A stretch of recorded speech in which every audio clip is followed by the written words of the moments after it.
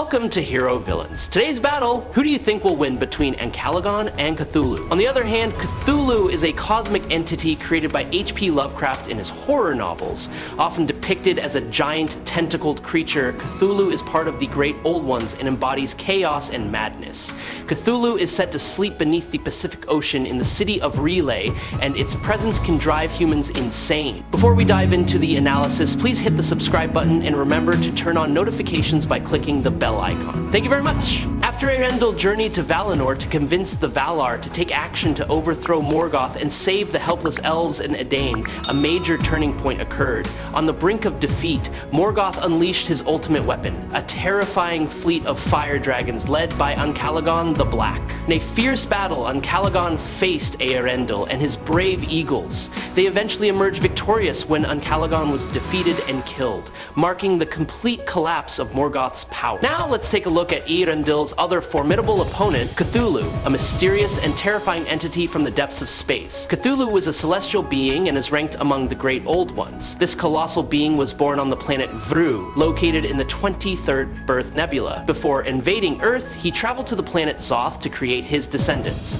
Upon entering the solar system, Cthulhu stopped at Saturn before reaching Earth. Here, he landed on a continent in the Atlantic region, where he began building the legendary city of Relay. However, this plan was met with resistance from the Elder Things, leading to a fierce conflict. Eventually, both sides were restrained and forced to reach a truce, temporarily ending the confrontation. With his timeless power and far-reaching influence, Cthulhu became a terrifying symbol in legend. When humans appeared, Cthulhu began to establish contact with them through his hibernation. This connection led to the formation of the cult of Cthulhu, a mysterious cult that worships the entity. According to the cult's prophecies and beliefs, the city of Relay will one day rise from the depths of the ocean forever, marking the return of Cthulhu and his reign of terror on Earth once again. Now that the entity's haunting history is understood, Ancalagon is described as gigantic, as large as a mountain, but his exact size remains a mystery. However, there is no denying that Ancalagon possesses immense power. He fought throughout the night in battle, demonstrating the ability to maintain his power over long periods of time. Ancalagon is said to have been able to destroy most of the rings of power with the exception of the One Ring. His fire breath is also a fearsome element, said by many to be hotter than any other dragon's fire. Some have likened it to boiling lava. Regardless of the exact nature of the breath, it is certainly a devastating breath that you would never want to face unless you possess extraordinary endurance. It is no surprise that Ancalagon is said to have a natural armor. Dragons in Middle Earth are often depicted as having tough, armor-like scales, providing superior protection against attacks. Unfortunately, however, details about Ancalagon are still very limited. We know that he was one of the most powerful dragons in legend, but the documents left behind do not reveal much about his specific characteristics or detailed origins. Cthulhu is known for one prominent trait, immortality. This is an interesting and fascinating aspect, but it should be noted that even an immortal entity can be defeated. Immortality does not mean invincibility, and this applies to Cthulhu as well. Additionally, Cthulhu is described as a gigantic entity, nearly as tall as a mountain. Notably, he has the ability to change his size, even expanding his body to the size of a continent, a point we will discuss in more detail later. There is no denying that Cthulhu possesses incredible physical strength, and in this regard, he is almost certainly superior to Ancalagon. His immense size and power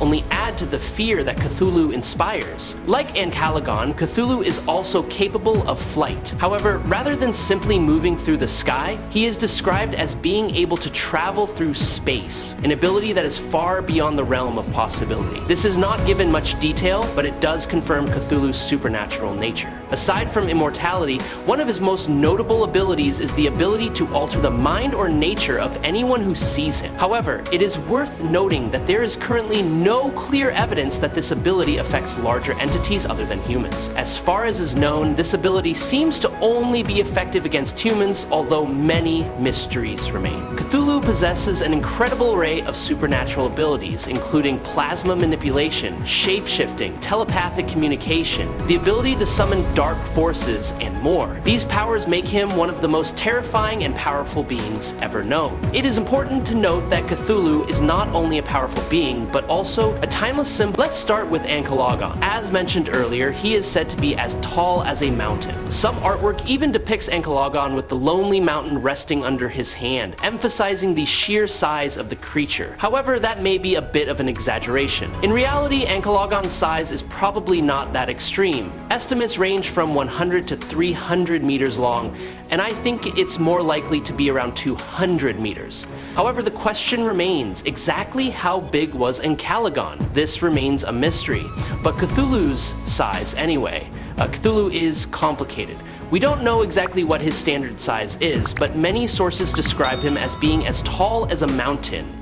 Some have mistaken his giant tentacles for a large snake. However, Cthulhu's exact size is unclear. Some estimates put him at 20 to 100 meters tall and weighing under 1,000 tons, based on the standard size that many people give. It is worth noting that Cthulhu has the ability to change his size, so depictions of him in artwork are often inconsistent.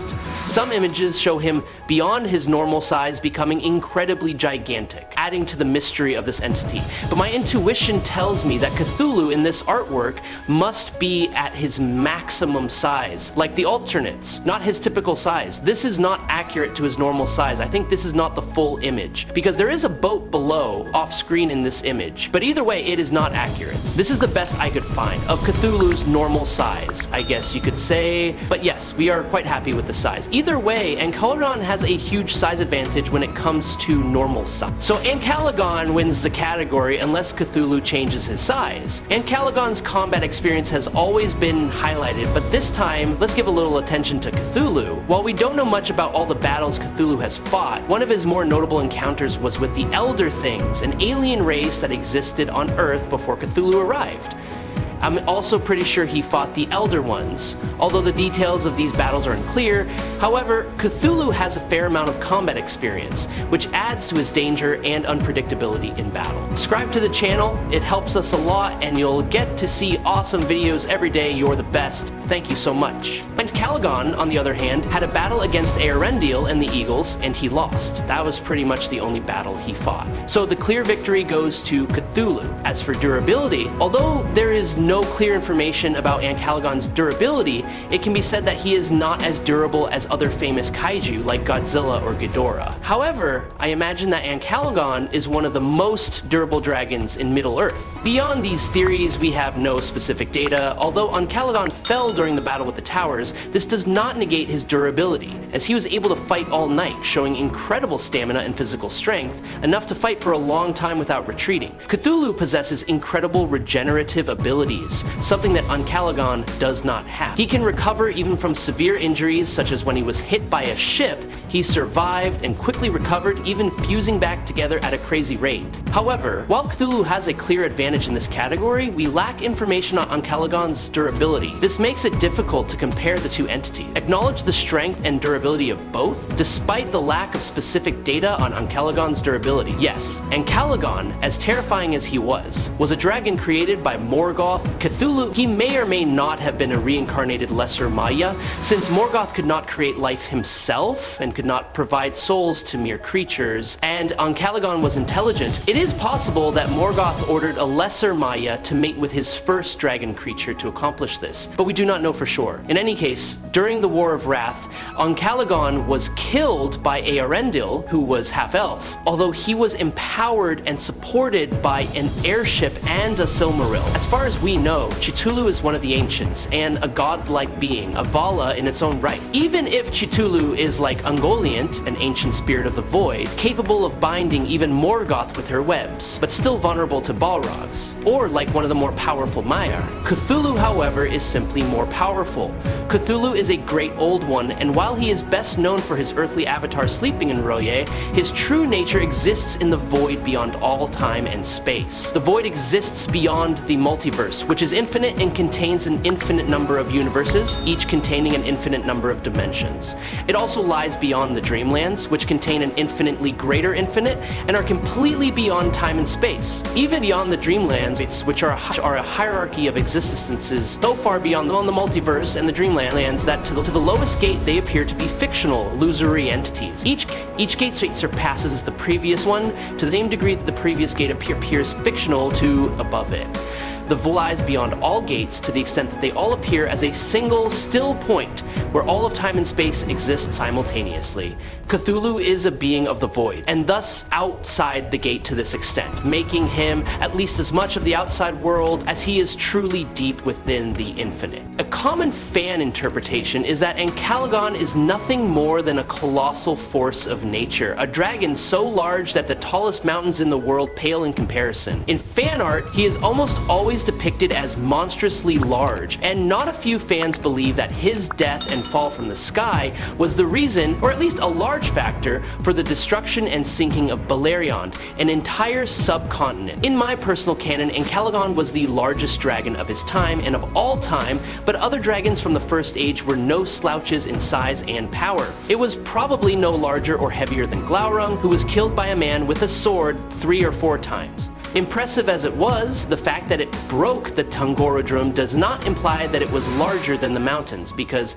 they were most likely hollow structures like Mount Doom, which is a volcano but also a base or forge inside, and probably located close together. The dragon fell from above, gaining enormous momentum due to its weight. Eventually, Eärendil threw it down from the sky, suggesting that, like Gandalf, it used some force or magic that made the impact stronger. I don't know about you, but I'd bet on Cthulhu. Sorry Ancalagon, but Cthulhu is just superior. He would easily dominate. Ancalagon was defeated by Eärendil, an eagle, a being inferior to Cthulhu. Ancalagon can breathe his fire breath, but I doubt it will be enough to take down Cthulhu. But I know many of us are wondering, can Cthulhu drive Ancalagon mentally insane? I don't know about that. Remember, we have no evidence that he can do that with something bigger than him. So for now, I say no, but maybe he doesn't need to. Then this ability may belong to Cthulhu. I hope you enjoy this fight. If you have any questions, leave them in the comments. Follow me if you like. That's it for today's video. Thank you very much.